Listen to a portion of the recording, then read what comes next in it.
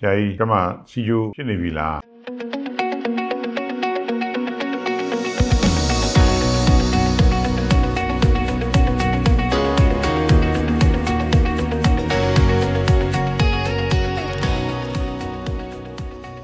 မင်္ဂလာပါ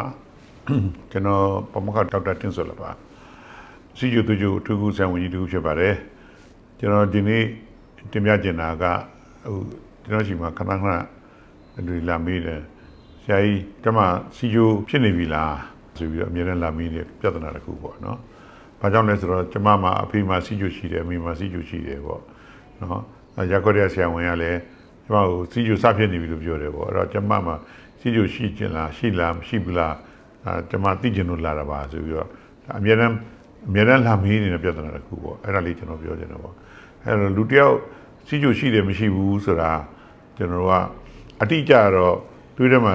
တွေးကြတက်ပေါ့တွေးကြတက်လို့ပြောစင် glucose ဓာတ်ပေါ့နော် glucose ဓာတ်ဘယ်လောက်များလဲမများလဲပုံမှာမူတည်ပြီးကျွန်တော်တို့ကဆုံးဖြတ်ရတာဖြစ်တယ်ပေါ့အဲ့တော့စီယိုဖြစ်နေတဲ့လူတွေကတော့ဆောရပြတဲ့ family history ပေါ့မိသားစုတွေမှာမိသားစုဆိုတဲ့နေရာမှာလဲမိသားစုအရင်ချာပေါ့အဖေတို့မလို့အမေတို့မကိုညီကောင်မောင်တို့ကအရင်ချာတယ်ကျွန်တော်ဆိုလိုပါတယ်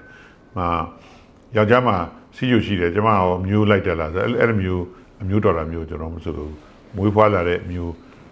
တဲမှာစီယိုရှိသလားပေါ့အဲ့ဒါအရေးကြီးဆုံးချက်ပါနောက်တစ်ချက်ကတော့အဝလွန်ခဲ့တဲ့ထဲမှာပါသလားပေါ့နောက်တစ်ခုကတော့အမျိုးသမီးအနေနဲ့ကကိုယ်ဆောင်ကာလမှာစီယိုသွေးကြို gestational diabetes လို့ခေါ်တယ်ကိုယ်ဆောင်မှာစဖြစ်တဲ့စီယိုသွေးကြိုယောဂပေါ့အဲ့ဒါမျိုးဖြစ်ဘူးသလားပေါ့ဒါမှမဟုတ်လေတချို့ကစီယိုပူဖြစ်စေနိုင်တဲ့ဆေးတွေကိုအကြောင်းကြောင့်တောက်နေရတယ်ပေါ့ဥပမာဆိုရင်ကျွန်တော် prednisone တို့ medicine တို့เนาะ dexamethasone တို့ပြောတဲ့ steroids တွေပေါ့အဲ့ဒီဆေးတွေက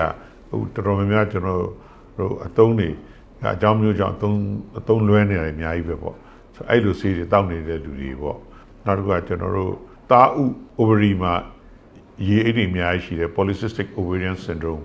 เนาะ PCOS ဆိုခေါ်တော့ပေါ့အဲ့လိုရှိတဲ့လူမျိုးတွေပေါ့နော်ဒါမျိုးဆိုလို့ရှိရင်တော့ကျွန်တော်တို့ကစီယိုသူယိုပိုဖြစ်နေကြရှိတယ်ပေါ့အဲ့တော့အဲ့ဒီလူတွေကအထူးဖြင့်ဆိုတော့မိဘအနေပြီးစီယိုရှိလေအဖေမေကစီယိုရှိလို့ကျွန်မစီယိုရှိပြီလားလို့လာမေးတဲ့လူတွေကိန်းကနန်းလေးပဲပေါ့အဲ့တော့စီယိုရှိလားမရှိလားသိချင်ပထမဆုံးကျွန်တော်တို့ကညစာအစာမစားဘဲနဲ့ပေါ့ည7နာရီ12နာရီနောက်ပိုင်းပေါ့နော်အနည်းဆုံး8နာရီကျွန်တော်အစာမစားဘဲနဲ့ရေတော့တောက်လို့ရတယ်ကျွန်တော်တို့သွေးဖောက်ကြည့်ဖို့လိုပါတယ် fasting လို့ခေါ်တာပေါ့နော်အဲဒါဆို126 mg ပေါ့ပါ10လီတာပေါ့126တဲ့ကြော်ရင်အဲ့ဒါစီးကြိုပဲဒါမှမဟုတ်ဘူးဆိုလို့ရှိရင်လည်းကျွန်တော်တို့ကကြုံတဲ့ချိန်မှာပေါ့ random ပေါ့ or casual လို့ခေါ်တယ် random blood sugar ကြုံတဲ့ချိန်မှာကောက်ဖောက်ပြလိုက်တယ်ပေါ့အရှိကအစာစားရတဲ့အချိန်ဘယ်လောက်ပဲဖြစ်ဘယ်လောက်ပဲကတ်ပေါ့ random blood glucose ပေါ့အဲ့ဒါဆိုလို့ရှိရင်တဲတို့200တဲ့ကြော်နေတယ်ပေါ့200တဲ့ကြော်နေတယ်200 mg per deciliter တဲ့ကြော်နေအဲ့ဒါစီယိုပဲအဲ့ဒါဆိုတော့စီယိုသူကျိုးပဲနောက်မို့ဒါမှမဟုတ်လို့ဆိုရင်လည်းကျွန်တော်တို့ကဓာတ်ခွက်ကမှသွားပြီးတော့ glucose တောက်ပြီးတော့စစ်တယ် oral glucose tolerance test လို့ခေါ်တယ်ည10နာရီနောက်ပိုင်းမစားဘူးမနေ့ပိုင်းမှာသွားပြီးတော့သွေးဖောက်တယ်ပြီးတော့ glucose 95 gram ကိုရေဖြော်ရေ120 cc လောက်150 cc လောက်မှဖြော်ပြီးတော့အကုန်အောင်တောက်ပြီးနောက်1နာရီကြာရင်တစ်ခါ2နာရီကြာရင်တစ်ခါသွေးကြို3ကဖောက်တာပေါ့အဲ့လိုဖောက်လို့ဆိုရင်အဖြေက2နာရီကြာမှရှိတဲ့သွေးကြိုဒီ200ကျော်တယ်ဆိုရင်အဲ့ဒါစီယိုသွေးကြိုယောဂအဲ့တော့နောက်တစ်ခုကတော့ကျွန်တော်တို့4လစာပေါင်းပြီးတော့ဖောက်တယ်ပေါ့ရက်ပေါင်း120ဆိုတော့4လပေါ့အဲ့ဒါတော့ HbA1c ပေါ့သွေးထဲမှာရှိတဲ့တရားဓာတ်တွေကသွေးထဲမှာများလာလို့ရှိရင်ကျွန်တော်သွေးနီဦးထဲမှာရှိတဲ့ hemoglobin လို့ခေါ်တဲ့သွေးရောင်ခြည်ဓာတ်ကသွားပြီးတော့တွဲတယ်ပေါ့နော်သွားပြီးတော့သွားကတ်နေတယ်အချို့ဓာတ်တွေများတော့ကတ်တယ်အဲ့ကတ်တဲ့ဟာကိုတိုင်းကြည့်တာ hemoglobin A1c လို့ခေါ်တယ်အဲ့ဒီ hemoglobin A1c က6.5 ရာခိုင်နှုန်းနဲ့ကျိုးတယ်ဆိုရင်ရှိရသူယောဂပေါ့အဲ့တော့ရှိရသူယောဂဖြစ်လာလို့သိချင်ရင်အဲ့ကဏ္ဍ3ခုသိထားလို့ဆိုရင်ရပါတယ်ပေါ့နော်နံပါတ်1ကမစားခင်ကကျွန်တော်စစ်တာ126စားပြီးမှစစ်တယ်ကြုံတဲ့ချိန်မှာပေါက်ချစ်လိုက်တယ်200ကျော်နေရင်နောက်တစ်ခုကတော့လေးလသူကျတက်ဒီ6.5ကျော်နေရင်အဲ့ဒါစီယိုသူကျယောဂလို့သတ်မှတ်ပါတယ်ပေါ့နော် အဲ့ဒါဆိုလို့ရှိရင်တစ်ခုတည်းနဲ့မရပါဘူးအနည်းဆုံး2ခါ